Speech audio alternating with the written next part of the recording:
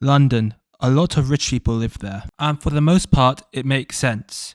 Lots of things to do, good financial services, great connections to the outside world. You can see why rich people would want to live there. But if you look at the details, some things just don't make sense. Let's say you had $1 million.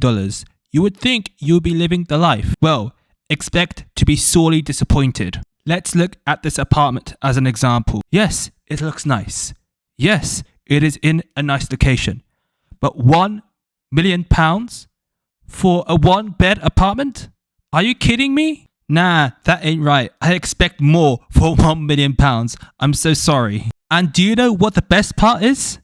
The best part is that you don't actually own that apartment. It is under a leasehold. And to add the cherry on top, you would have to pay $9,000 in service charges per year. Living the dream. And mind you, it is not just London. The exact same can be said about New York City. The median price for a one-bedroom apartment here is almost $1 million. So that The medium is $1 million? Damn. Ah, nice. Look at this kitchen that can cram into a closet. The exact same thing could be said about Paris and even places like Hong Kong. And since you spent so much money on that apartment, you would think your investment would be safe. Despite the fact that London and New York City are generally safe places to invest, it is not 100% secure. If somehow you really piss off the government, your property could be seized. Sure, if you are Elon Musk, a $1 million apartment is nothing. But if you only have $1 million, putting your eggs in one basket is not a good idea. Well, if buying a property in London or New York City is not a good idea, then what is? Well, in this channel, we say diversity is our strength. So what do I mean by this?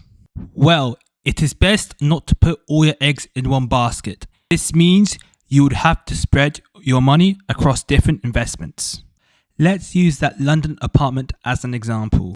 Instead of buying one apartment in London, you can buy multiple houses in the countryside. But an even better strategy is to spread your investments across different countries. So let's see what $1 million can really get you. A 150k house in Finland, a 230k luxury apartment in Malaysia, a 190k house in Uruguay, a 100k house in Bulgaria, and a 50k apartment in Mongolia.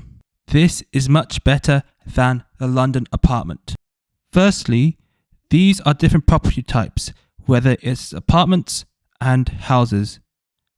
And also, you can actually own the land. The other reason is that it is spread across different jurisdictions. Let's say a national government decided to seize your property. If that happens, that is not the end of the world, because you still have all those other properties left. And since these properties are spread all over the world and across different spheres of influence, it is harder for big powers like America to pressure their allies to seize your property. And in addition, if you really wanted to stretch your money, you could always buy 10 or more Mongolian-style apartments. In conclusion, yes, if you are a billionaire, this video doesn't apply for you, since you can buy so many different types of London properties. But if you are just a basic millionaire or even someone with 10 million, I would suggest spreading your money around different areas.